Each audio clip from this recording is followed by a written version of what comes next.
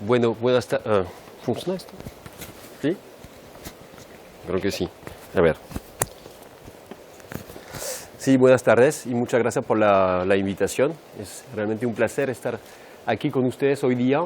Entonces, hoy voy a decirles unas cositas sobre la variabilidad climática y en particular los eventos extremos que ocurren en el mar peruano. Ese trabajo se ha hecho en colaboración con varios colegas, obviamente, franceses y muchos colegas peruanos. ¿Un poco más fuerte? Ya, ok. Entonces, sí, este trabajo se ha hecho durante varios años en colaboración con colegas peruanos.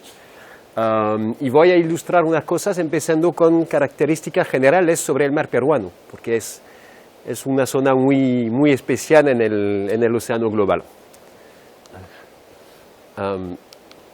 Sí, entonces antes de empezar realmente tenemos una colaboración que ya tiene más de 20 años con mis colegas del IRD, con científicos peruanos que trabajan en las disciplinas de ciencias del mar. Es una investigación pluridisciplinar porque como justo lo ha dicho, es como física, clima, química, biología, ecología del mar. Y en Francia, por ejemplo, involucra a gente que son de París, de varios laboratorios, uno en París, varios laboratorios en Brest, uno en Sète, uno en Toulouse. Y en Perú, un socio principal para la colaboración es el Instituto del Mar del Perú, el IMARPE, pero también hay varias conexiones con las universidades allá, porque un punto clave de esta colaboración ha sido la capacitación de estudiantes, obviamente. Y siempre buscamos cómo seguir esa colaboración y fortalecer esta colaboración a través de investigación, pero también, como lo digo, de capacitación, que para nosotros es un punto muy importante de la colaboración. Entonces, antes de empezar a hablar del mar peruano directamente, el océano costero en general es importante porque abarca ecosistemas que son esenciales. Primero, hay como 40% de la población que viven cerca de las zonas costeras. A nivel global es más de 250 millones de empleos y dependiendo de los países, entre 20 y 50% de las fuentes de proteínas consumidas vienen de los recursos marinos. Entonces realmente hay una importancia mayor acá. Dentro de este mundo de los ecosistemas costeros oceánicos, hay unos sistemas que son especiales, son los sistemas de borde este oceánico, que llamamos también upwelling, sistema de upwelling. Pueden ver acá en este mapa los 4 sistemas principales, y en esos sistemas lo vamos a ver, hay unas cosas un poco especiales que ocurren, es que cerca de la costa hay agua fría y muy rica en términos de producción biológica. Efectivamente, esos ecosistemas son muy productivos porque representan más de 20% de las capturas de pesca a nivel global, siendo solamente un por ciento de la superficie de los océanos. ¿Okay? Entonces, un manejo adecuado de los recursos en esas zonas es un desafío mayor para las poblaciones que viven en esas zonas. Muy rápidamente, la física de esos sistemas. ¿Por qué son zonas un poco especiales? Lo que pasa en esas zonas de borde este del océano es que el viento dominante es paralelo a la costa y eso tiene un efecto de empujar el agua en superficie hacia afuera, offshore, ¿okay? Por proceso de fricción y no voy a entrar en detalles, se llama el transporte de Ekman. Entonces lo que pasa es que en superficie el agua se va más afuera y hay que reemplazar esa agua que se ha ido por agua que viene de la profundidad. Y esa agua de profundidad es fría y rica en nutrientes. ¿Okay?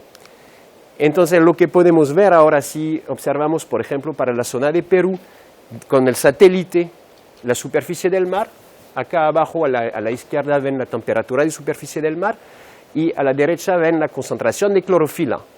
Pueden ver que en toda la franja costera hay agua fría, relativamente al agua que está más afuera, ¿okay? Y hay alta concentración de clorofila, porque hay una producción primaria debido al hecho que hay una inyección de nutrientes desde la profundidad hacia la superficie. Y después es solamente un proceso de fotosíntesis que empieza a generar esa clorofila y después eso hace que hay toda una cadena trófica que se va a poder desarrollar desde los nutrientes, entonces la producción primaria, los fitoplancton, el zooplancton, los peces y los depredadores superiores. Y todo eso hace una cadena trófica muy productiva muy intensa y muy desarrollada. Ahora entramos en más detalles sobre el sistema de Perú, que es también dentro de ese ámbito de los sistemas de borde este. El mar peruano es un sistema fuera de lo común. La razón siendo que primero es el más productivo de esos sistemas. En realidad, este sistema de Humboldt, digamos Perú-Chile, pero Perú es más productivo, es el más productivo, es como entre 5 y 10% de captura de la pesca a nivel mundial. ¿Okay? Y a nivel socioeconómico es bastante importante también. Hay unas otras características que hagan que es un sistema un poco especial.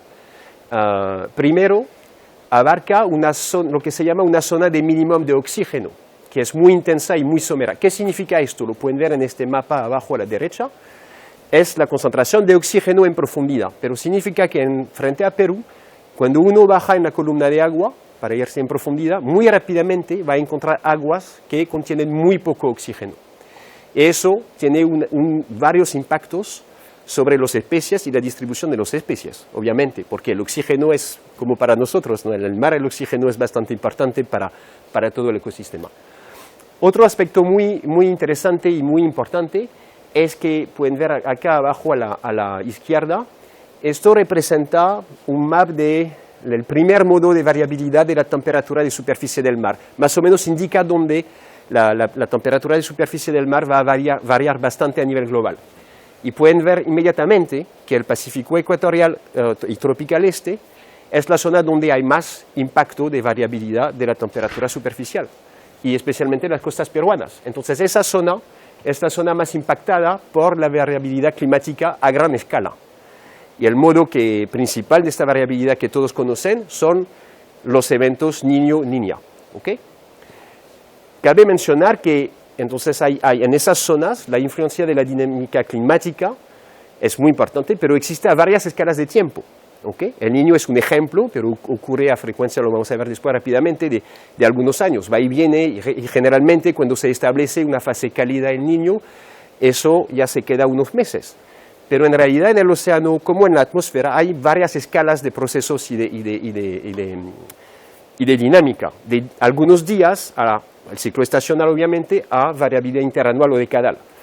Y lo que lo hace complejo de entender esta dinámica es que hay muchas interacciones no lineales entre esos procesos a diferentes escalas y entre también el océano y la atmósfera. ¿Okay? Por eso que el proceso climático, la dinámica climática es compleja. Okay. Una paréntesis antes de seguir hablando del Niño y los eventos extremos. Entonces, ¿cómo hacemos para estudiar ese sistema complejo y tratar de entender su funcionamiento? ¿Okay? Bueno, como para cualquier sistema físico iba a decir, hay que observar, tratar de describir y analizar las condiciones y entender los procesos. ¿Okay? En el océano es igual, entonces es muy importante poder observar la variabilidad, ¿okay? Y eso a varias escalas, ¿okay? De espacio y de tiempo. Entonces, primero necesitamos observaciones. Para el océano hay diferentes maneras de obtener observaciones. Primero, eso empezó hace 30, 40 años y ha sido realmente una revolución, ¿no? en el mundo de la oceanografía, es el uso de los satélites. Los satélites permiten de medir, por ejemplo, el viento, la temperatura, la clorofila, el nivel del mar, ¿okay? Pero solamente a nivel superficial, obviamente. El satélite está mirando a la superficie del océano, no a la profundidad. La otra forma entonces de obtener observaciones es de sacar observaciones in situ, es de irse en el mar, dejar equipos y medir a través de esto. Los equipos son de varios tipos. Se puede hacer cruceros oceanográficos, donde a lo largo del transecto y del viaje del barco se va a sacar mediciones. Hay también puntos fijos, como anclajes, que se pueden dejar en el mar. Eso depende de dónde se colocan, puede ser un problema, porque en las zonas costeras hay mucho problema de robos o vandalismos. Generalmente es más de ignorancia que de realmente querer hacer daño a los equipos, pero eso es un tema, es complicado. Y hay también sistemas que son derivadores, que se echan en el mar y le dejamos así, ¿no?, navegar varios meses, hasta varios años para algunos. Y eso permite de obtener mediciones de temperatura, salida, corrientes, un montón de cosas distintas. Limitaciones de las observaciones es que el océano es enorme y es complicado de obtener En superficie el satélite lo permite, de tener una vista casi global, ¿no? Pero en profundidad es bien complicado de tener un mapeo de las condiciones en profundidad. Eso es bien complicado, es imposible. Entonces, para complementar eso, una otra forma para entender los procesos es de usar las herramientas de modelamiento numérico, ¿okay? Entonces, se trata de tener una discretización de las leyes físicas y químicas del océano, ¿okay? Y de resolver esas ecuaciones discretizadas gracias a la computación, o sea, los clusters, por ejemplo, de alto rendimiento. Eso permite, por ejemplo, de obtener soluciones del océano o del clima a alta resolución espacial, a alta resolución temporal, y permite de entender procesos distintos a través de experimentos de sensibilidad, o sea, un poco como un laboratorio, sino que es un laboratorio virtual, pues, ¿no? Se puede realizar experimentos de sensibilidad y tratar de entender el acoplamiento también entre el océano y la atmósfera y qué impacto tiene, etcétera, etcétera. Hay varias limitaciones, obviamente. La primera es que se tiene que hacer aproximaciones para poder discretizar esas ecuaciones y tener parametrización. Es decir, una cosa es que hay que poner en base a veces a fórmulas empíricas, y eso tiene limitación de realismo después. Y básicamente sirve a complementar las observaciones. O sea, las dos cosas son necesarias y complementarias. Entonces, usando esas herramientas, tratamos de entender la dinámica oceánica en la zona y sus acoplamientos con la atmósfera y la biología y el ecosistema. Como lo mencioné, lo que hace el sistema complejo es que hay una variabilidad e interacciones complejas a varias escalas, ¿okay? De algunos días a algunos años, meses, etcétera, etcétera. Y a veces esa variabilidad llega a condiciones que son extremas, que llamamos eventos extremos. ¿Qué es un evento extremo? Hay varias definiciones, pero podemos tomar esta definición acá, que un evento extremo es la ocurrencia de valores de un variable ambiental que es superior o inferior a un umbral cerca de los extremos de sus valores observados en una región específica. Puede ser un poco complicado, pero entienden qué es extremo. Es extremo nomás, pues. ¿Okay? Un ejemplo, o varios ejemplos de esos eventos extremos climáticos, digamos, no en el mar en este caso, son lluvias intensas, obviamente, episodios de sequía muy fuertes que pueden pasar, huracanes, es un evento extremo, un huracán, olas de frío, olas de calor, obviamente. Entonces, todos esos eventos extremos son eso que ustedes conocen. Ahora sí vamos a los eventos extremos en el mar, en el océano. Hay varios también. La lista que puse arriba es una lista de los eventos que encontramos en el mar peruano. Primero tipo de eventos extremos son justamente las fases niño-niña de la oscilación del Niño Sur. ¿Okay? Hay las olas de calor marinas, que es un poco, y eso vamos a hablar principalmente de ese tipo de evento hoy día. Son un poco como las olas de calor que conocemos, especialmente, por ejemplo, en París a veces, en julio, agosto, o en toda Europa, o ahora en México. Ayer hablé con un colega en México, me decía que la temperatura afuera de su casa estaba por 48 49 grados. ¿Okay? Entonces, esas son las olas de calor que conocemos, felizmente, más frecuentes siempre. Existen en el mar también. ¿Okay? Y hay otros, hipoxia, anoxia, que ya comentaré después. Hablando de las olas de calor marina, esos eventos ocurren en muchas partes del océano mundial y se han observado bastante en las últimas décadas, por diferentes razones. Vamos a ver, es cierto que esos eventos son más frecuentes, pero también observamos más el océano. ¿Okay? Y hay un amplio rango de escala también, que esos eventos pueden ser de algunos días a algunos meses, y generalmente los más fuertes, eso lo vamos a ver un poco más también después, son asociados con fases favorables, o sea, fases cálidas, de los modos de variabilidad climática principales, como el niño, la niña, pero hay otros modos, por ejemplo, en el Pacífico, lo que llamamos la PDO, es la Pacific Decadal Oscillation, es una variabilidad de más baja frecuencia decadal. En el Atlántico es la NAO.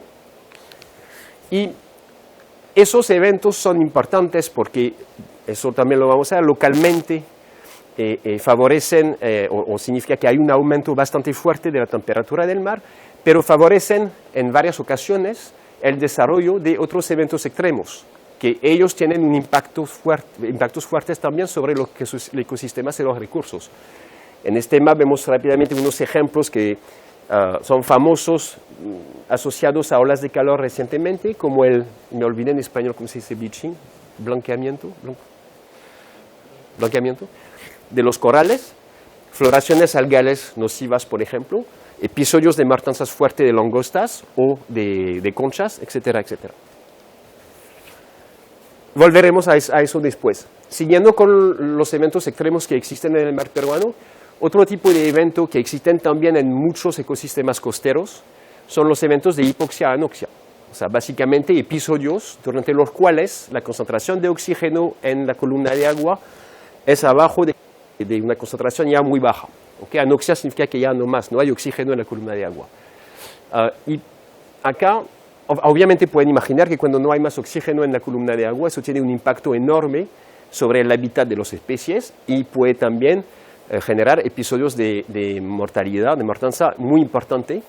En particular en Perú, por ejemplo, en varios sitios, acá es un ejemplo en la zona de Paracas, donde hay una actividad importante de maricultura de concha de abanico, en el norte de Perú también, en Sechura es igual. Entonces esa cultura de bivalvo vive muy mal los episodios de hipoxia-anoxia. ¿Okay? Y lo que pueden ver acá es interesante en estas figuras, es una serie de tiempo, una medición de temperatura y de oxígeno en la bahía de Paracas, acá entonces, solamente sobre un periodo de 2 meses y medio. Y la primera cosa muy interesante es de ver la muy alta variabilidad temporal de las condiciones ambientales, lo que decía más temprano.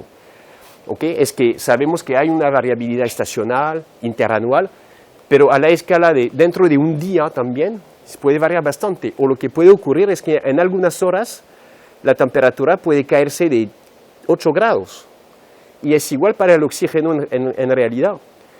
Puede caerse muy rápidamente y estar a niveles de oxígeno muy bajo. ¿Okay? Y pueden ver que después esas condiciones de oxígeno muy bajo puede seguir unas horas, pero unos días hasta unas semanas. ¿Okay? Entonces esos episodios son muy, muy importantes. Yo no hablaré mucho más de eso hoy día, porque ya es media hora la presentación, no son 2 horas, pero es algo muy importante que estudiamos mucho con los colegas peruanos. Cuando dije que no iba a hablar, eso no es cierto, quería decir solamente que ya estamos estudiando y tratando de entender el origen de estos episodios de hipoxia, que pueden ser, los forzantes de esos episodios son varios.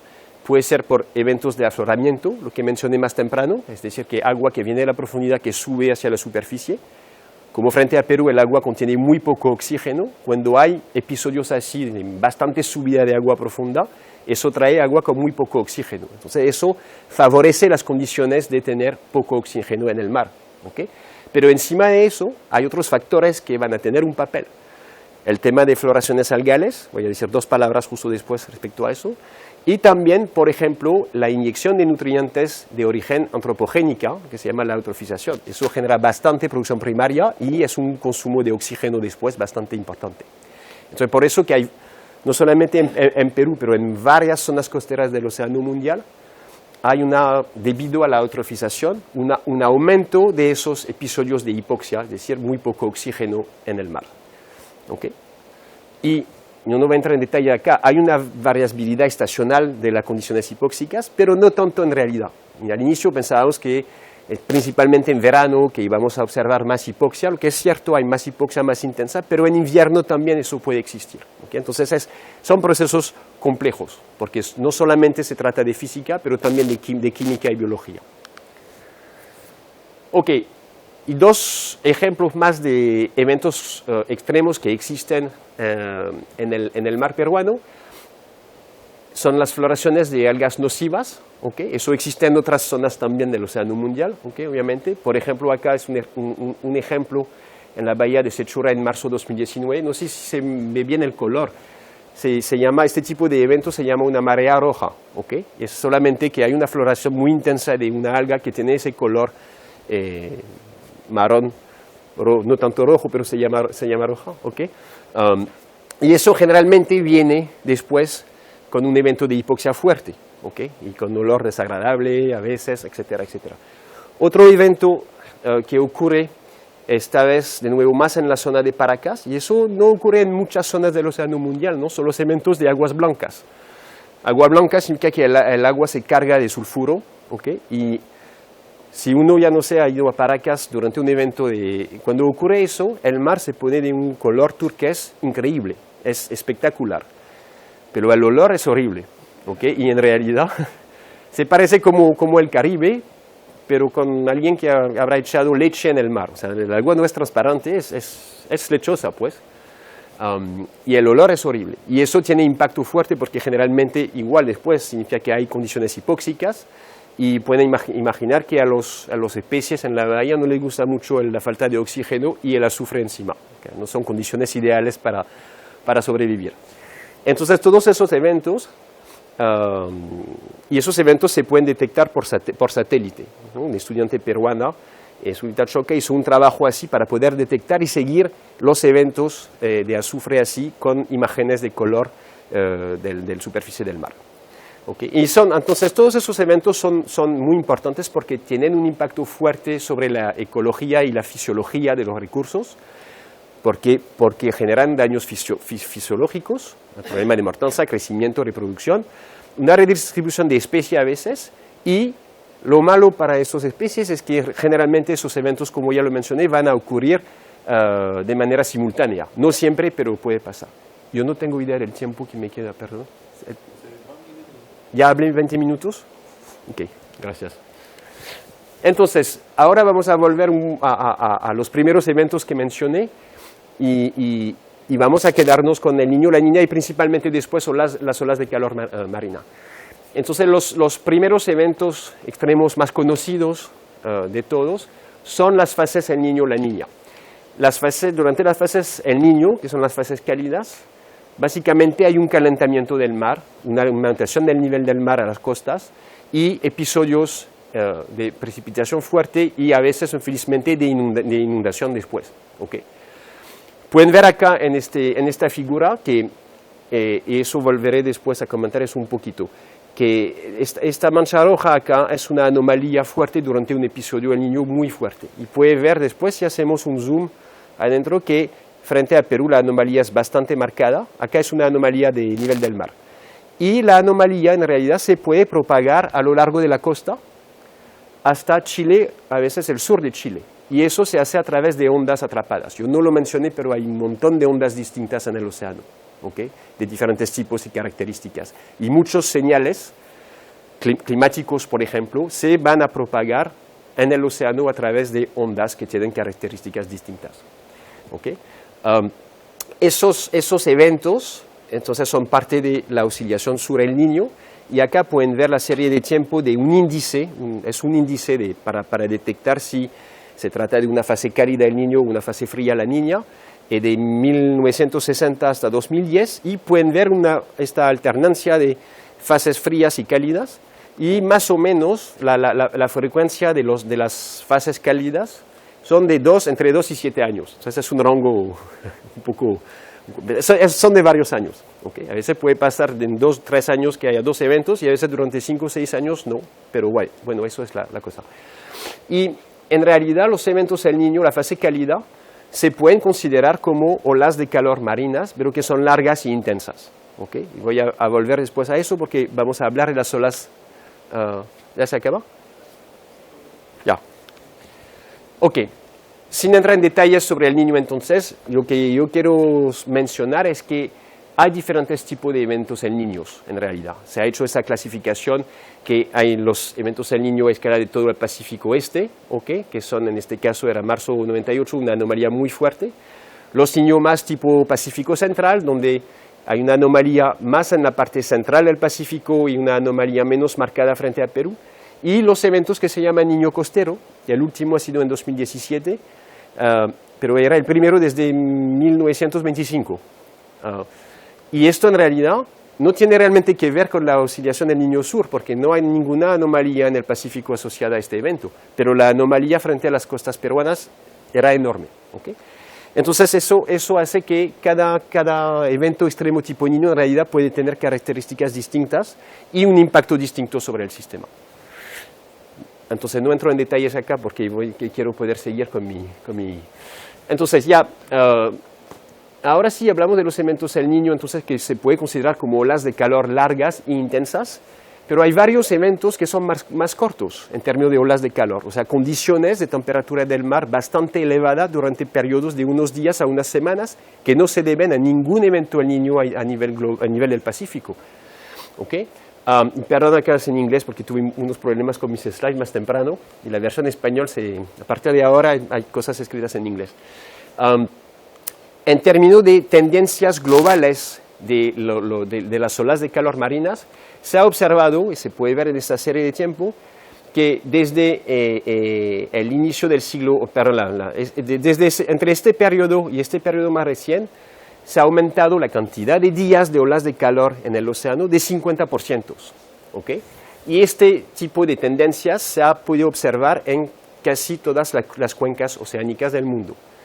Y estudios globales dicen, y informe del IPCC, dicen que podemos esperar que haya un incremento de esos eventos en el futuro debido al cambio climático. Perdón. Entonces hemos estudiado esos eventos en el mar peruano. ¿Okay? Voy a pasar la detección de cómo se detecta una ola de calor en superficie en profundidad. Eso es un trabajo que se ha hecho en colaboración, especialmente con dos postdocs, Alice Pietri y Rodrigo Mogollón, que están trabajando en Perú. Alice ahora está en IRD, pero Rodrigo es peruano y está en Perú. Y, por ejemplo, gracias a un análisis de datos satelitales de la temperatura superficial en toda la franja costera para un periodo de casi 40 años, se ha podido clasificar los eventos. Es un poco complicado leer ese diagrama, pero acá es la duración de los eventos, ¿ok? Y acá es la latitud, norte y sur, nada más. Y en color es la anomalía de temperatura y el tamaño del círculo es la extensión espacial. Bueno, lo que sí pueden ver es que hay como un límite bien claro entre el norte y el sur de 14 grados, ¿ok? Al norte de 14 grados los eventos son más cálidos en promedio, ¿ok? Y más largos, ¿ok? Hay más, los eventos largos están más. Y al sur son más cortos y más pequeños en escala espacial también. Esos eventos, los más largos, más intensos, que se detectan más fácilmente en el norte, en realidad casi todos se relacionan a los eventos El Niño, ¿ok? Y las anomalías más fuertes de las olas de calor están en la zona norte, cerca de la zona ecuatorial. Okay. Hemos también, no voy a entrar en detalle acá porque me va a faltar el tiempo, tratado de hacer una categorización de los eventos. Efectivamente, separando los eventos largos de más de 100 días, hemos podido ver que hay muchos eventos que están entre 30 y 100 días y eventos más cortos de 5 o 30 días. El impacto ecológico de esos eventos depende de la zona de la especie y todo, pero un evento corto puede tener un impacto fuerte a veces. Si la anomalía es de 6 o 7 grados durante 10 días, eso va a poder tener un impacto. ¿Okay? Entonces, básicamente, eso nos ha permitido ver que claramente los eventos más cortos, ¿okay?, son más presentes en el sur de la zona. Y los eventos largos tienen una huella más marcada en la zona norte. ¿Okay? Y hemos podido, gracias a esto y combinando la herramienta numérica, logrado entender un poco más el origen de esos eventos entre las categorías, que sea origen de forzantes atmosféricos locales o ondas oceánicas de más grande extensión. Si me queda un minuto, dos, se ha empezado también un trabajo para tratar de entender qué va a pasar en el futuro. Lo que quería decir acá es que es interesante, perdón, y es que efectivamente, dependiendo de las categorías, los eventos de duración media, digamos, entre 30 y 100 días, han aumentado durante las últimas 4 décadas. Los eventos muy largos han disminuido, pero eso se debe principalmente a 2 eventos Niño súper fuertes en 82, 83 y 97, 98, y desde esos 2 no hubo un evento El Niño tan fuerte. Entonces, acá hay como un poco, no un sesgo, pero hay que cuidarse un poco. En los últimos 40 años, los eventos de El Niño súper fuerte no han ocurrido desde el 97. ¿Okay? Pero para las olas de calor de más corta duración, de un mes, 2 meses, 3 meses, eso sí ha aumentado en las últimas 4 décadas. Y bueno, para acabar, hemos empezado un trabajo para tratar de ver, gracias a los modelos globales de clima que existen, cómo para el mar peruano eso se va a proyectar en el futuro. Ahora, no entro en detalles, se ha tomado varios modelos para poder hacer un promedio, reducir las incertidumbres, etcétera, etcétera. Básicamente, pero es un trabajo en proceso, o sea, no es, pero básicamente lo que se ve es que ya los primeros resultados indican que hay una indicación clara de aumento de los días de olas de calor de todas las categorías en un futuro más distante, es decir, después de 2060. Entre ahora y 2060 depende un poco de las categorías de olas de calor. De los eventos cortos no parecen que vayan a aumentar, ¿okay? Pero eso es, como digo, es un voilà. Y solamente para acabar, ya será los últimos 30 segundos, si queremos entender mejor la dinámica y la variabilidad de esos eventos y entender mejor el papel del cambio climático en el mar peruano, ¿qué paso debemos seguir? O lo que estamos haciendo creo que está bien, pero hay que seguir avanzando y considerar unas cosas. Una primera cosa bien importante que voy a mencionar solamente rápidamente es que si queremos entender el impacto de la variabilidad climática futura, es muy interesante de tratar de conocer la variabilidad pasada. ¿Okay? Y tenemos varios colegas que sí lo hacen, trabajan en paleoclima y paleoceanografía.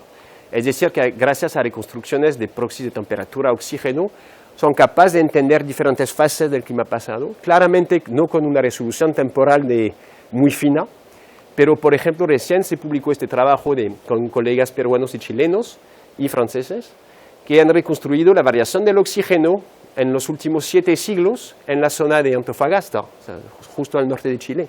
Y ese tipo de trabajo es bastante interesante porque nos permite entender en condiciones climáticas distintas cómo algunas variables pueden variar, y eso nos da también un marco para entender los cambios futuros posibles. ¿Okay? Y mi conclusión es que es un ejemplo de lo que estamos haciendo. También si queremos entender mejor a nivel del mar peruano esos cambios y seguir tratando de entender los eventos extremos, es importante tratar de regionalizar esta variabilidad climática, porque las herramientas que tenemos ahora son los modelos globales de clima, que son herramientas fantásticas, pero tienen sus limitaciones a nivel regional a veces. Entonces es importante hacer este esfuerzo de tratar de regionalizar la variabilidad climática y los escenarios de clima global con herramientas adecuadas. Y es por ejemplo, un ejemplo de proyecto que tenemos ahora con colegas peruanos, un proyecto Prociencia, que trata de hacer lo que se llama un downscaling, es decir, de bajar en escala, combinando métodos dinámicos y estadísticos para poder entender este impacto de la variabilidad climática a gran escala sobre la variabilidad local y los eventos extremos. Gracias.